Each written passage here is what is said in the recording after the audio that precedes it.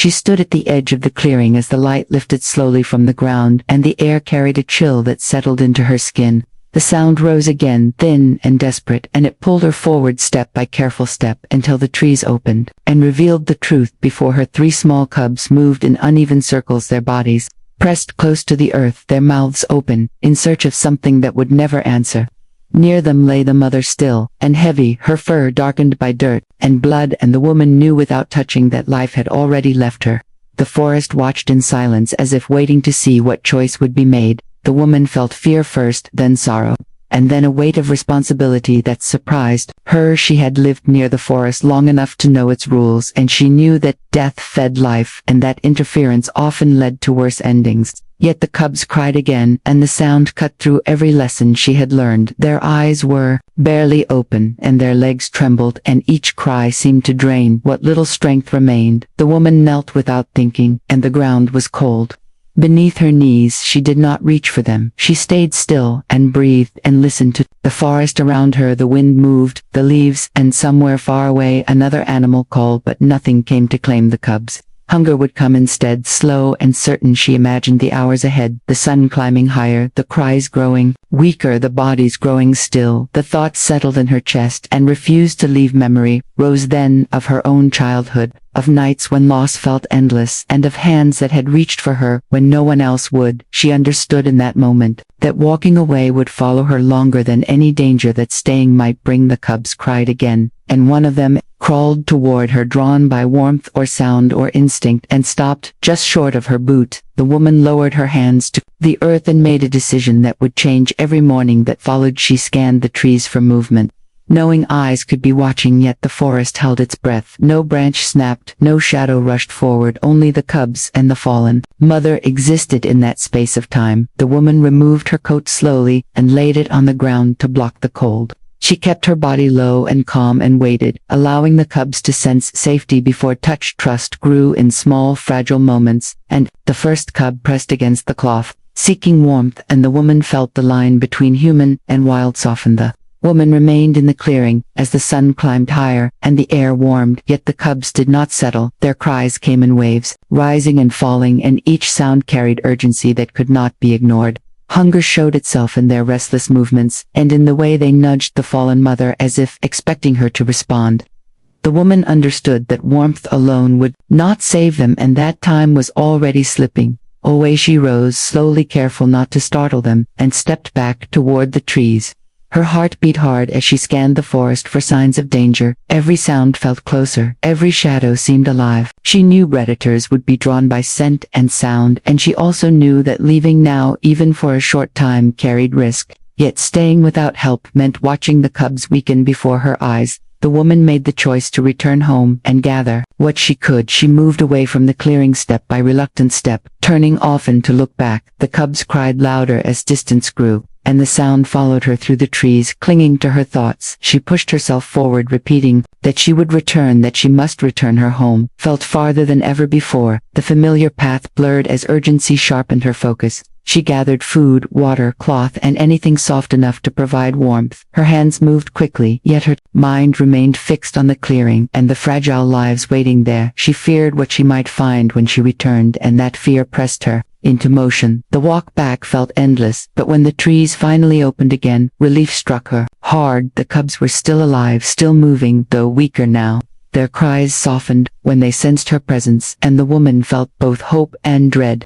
She knelt once more and placed the food near them, knowing it was not enough yet. It was something. It was a promise that they were no longer alone. The forest seemed closer now, as if aware of the shift that had taken place. A human had crossed a line, and the wild was watching. The woman accepted that whatever followed would be hers to face. She stayed with the cubs until the light began to fade, guarding them with her presence and preparing herself for the long, uncertain path ahead. Night arrived slowly, and the forest changed its voice. As light faded and shadows stretched, the woman felt the shift in the air and knew this would be the most dangerous time. The cubs huddled close to the cloth and to each other, their bodies rising and falling with shallow breaths. They were quieter now, and that silence frightened her more than their cries. She stayed awake, listening to every sound and measuring distance by instinct rather than sight. The forest moved around her, insects filled the dark and distant. Calls echoed through the trees. She understood that many animals would sense the weakness in the clearing, and that her presence was the only barrier left. The thought settled heavily in her chest, yet she did not move. Cold crept into her limbs and fatigue pulled at her thoughts. She had not planned for this moment, and doubt pressed. In asking whether she had made a mistake, she wondered if she was delaying the inevitable, and if her choice was born more from emotion than wisdom. Yet, when one cub shifted closer and pressed against her leg, the doubt weakened. The woman adjusted her position and lowered her body, creating a wall of warmth and protection. She spoke softly, not with words meant to be understood, but with tone and steadiness. Her voice became a rhythm, and the cubs responded by settling their movements there. Trust grew not suddenly, but inch by inch, and with it grew her resolve. At some point in the darkness, rain began to fall, light at first, then heavier, soaking the ground and chilling the air.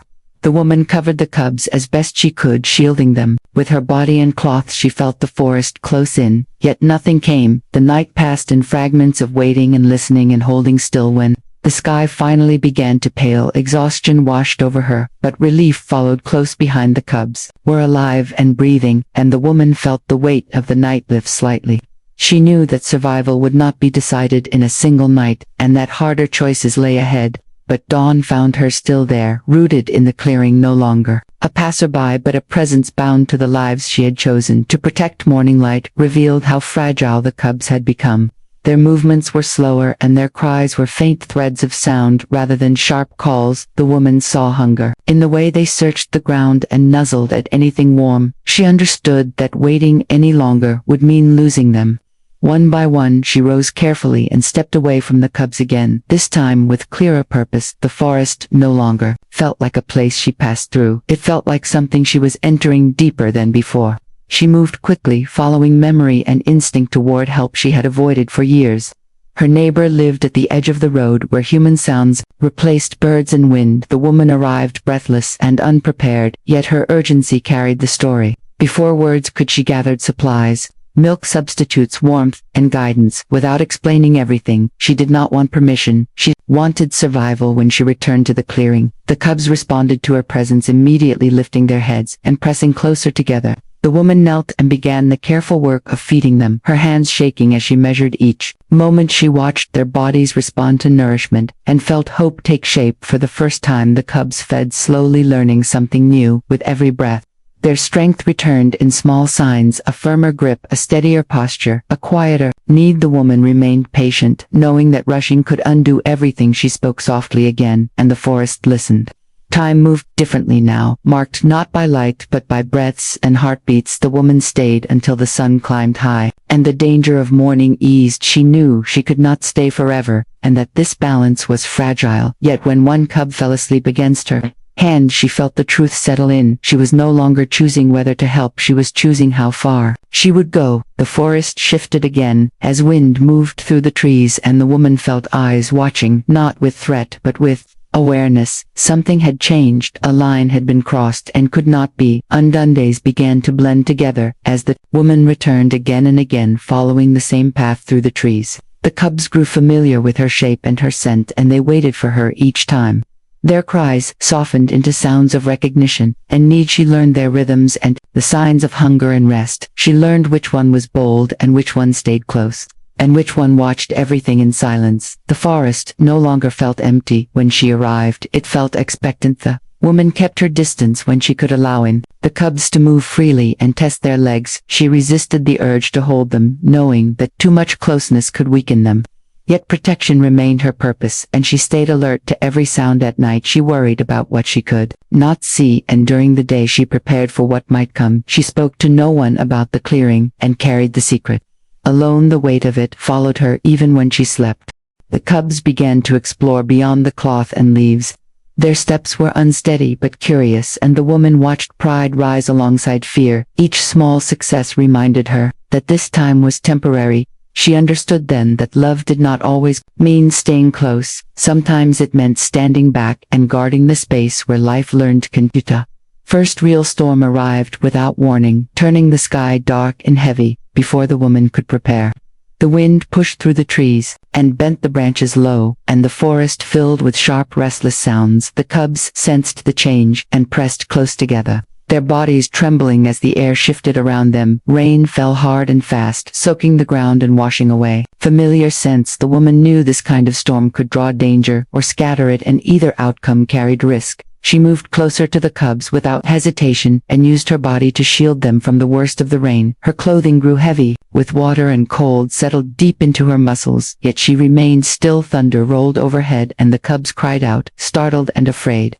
Their small forms struggled to stay upright on the slick ground, and the woman gathered them closer, forming a barrier against the wind. She spoke in low, steady sounds, letting her voice cut through the chaos. The cubs responded by pressing against her, trusting the presence that had never failed them. As the storm intensified, the forest seemed to shrink, closing in with every gust. The woman felt the weight of choice again, stronger than before. She could leave and save herself, or stay and risk everything. The answer came not as thought but as instinct. She stayed, or as passed in broken moments of sound and silence. Her arms ached and her breath came slow and controlled. She watched the tree line, constantly aware that storms often masked movement. She knew predators were skilled and patient, and that desperation could drive them closer than fear ever would. At one point, a shape moved at the edge of the clearing, and her body tensed, ready to face whatever came. But the shape passed and disappeared, swallowed by rain and shadow. The woman did not relax. She waited when the storm finally began to fade. The forest released a long, quiet breath. The cubs lay exhausted but alive, their bodies warm against hers.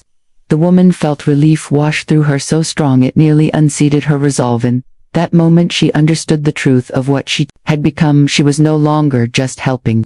She was guarding lives against the raw force of the world. She had stepped fully into a role that could not be undone, and the forest had witnessed it. As light returned and mist rose from the ground, the woman remained in the clearing, soaked, tired, and unafraid. Whatever came next, she would meet it as she had met the storm, by standing firm and choosing to stay. Word of the cubs spread slowly through the nearby village, and whispers followed her steps. As she moved along familiar paths, neighbors watched with curiosity and concern, warning her of teeth laws and consequences that might follow. Yet she did not waver. Officials came eventually with questions and cameras and stern voices. She answered, calmly explaining only what was necessary, never admitting more than survival demanded. The cubs remained hidden, and the woman became a shield between them and a world that might not understand. That night, she thought of warnings and threats, but she also thought of the small bodies pressed against her, the fragile warmth of life that depended on her.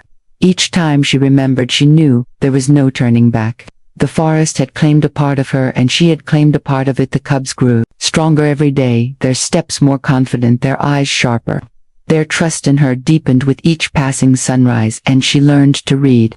Every shift in posture, every soft sound, every small action became a language she understood without words. Neighbors continued to speak in hushed tones, and officials watched from a distance, yet she moved through both worlds with care and courage. She refused to abandon the lives that had come to rely on her. The cubs were no longer orphans alone, and she was no longer a passerby. She prepared food and blankets and measured her visits, carefully balancing distance with presence. She spoke softly to the cubs in tones meant only for them, guiding, teaching, protecting. Each day was a test of patience and resolve, yet she meant it, fully aware that the bond formed now would shape the rest of their lives. The forest accepted her as it had the cubs, and she felt the weight of that acceptance. She was both human and guardian, bound by choice and instinct, and the world outside could speak all it wanted, but she remained unwavering, standing firm with the lives entrusted to her. Time passed in quiet, measured moments, and the cubs grew swift and strong, their legs carrying them farther into the forest. With each day their eyes shone with confidence and curiosity, and still they returned to the woman, as if drawn by an invisible tether. She watched them with a mixture of pride and sorrow, knowing that each step toward independence was also a step away from her. The bond between them had deepened beyond words, built on trust, care, and countless small acts of protection. The forest itself seemed to recognize the change, as if acknowledging that this human had become more than a visitor. The cubs tested boundaries and explored new paths, yet always circled back. Their movements were playful, now sharp with instinct but softened by familiarity. They brought small gifts, leaves, sticks, and the occasional catch of their own, and placed them near her as offerings of connection. The woman walked the edge of the clearing, observing every twitch and glance. She spoke to them in low, steady tones, teaching caution and respect for the wild, while letting them discover strength and skill on their own. Her presence was constant but unobtrusive, a shadow of care and guidance. At night she often sat by the firelight, thinking of the days to come. She knew that soon they would wander farther than ever before, and that one day they might leave entirely. Yet the thought of that departure no longer brought fear but quiet acceptance, for she had given them life and learned from them what it meant to protect without owning. The cubs still returned each dawn or dusk, their eyes seeking hers, and she welcomed them with patience and calm. The forest had shifted, and so had she, and in the fragile balance between wild and human, something enduring had been forged. A human had stepped fully into the role of mother, and the cubs had chosen her without words or promise. The day came when the cubs lingered longer at the edge of the forest, testing the distance between them and the clearing. Their bodies were sleek, strong and confident, yet their eyes searched for her, and their movements hesitated, as if remembering the warmth and protection that had shaped them. She watched from the trees, her heart full and heavy at once, knowing that independence was both the reward and the cost. The cubs circled each other and then approached the edge of the clearing, sniffing and pawing at the ground as if checking that she was still there. And when they did see her, a low sound of recognition passed between them. The woman knelt and extended her hand, not to hold but to offer connection. The cubs pressed closer for a moment, their bodies warm against hers, and then stepped back, exploring further into the forest.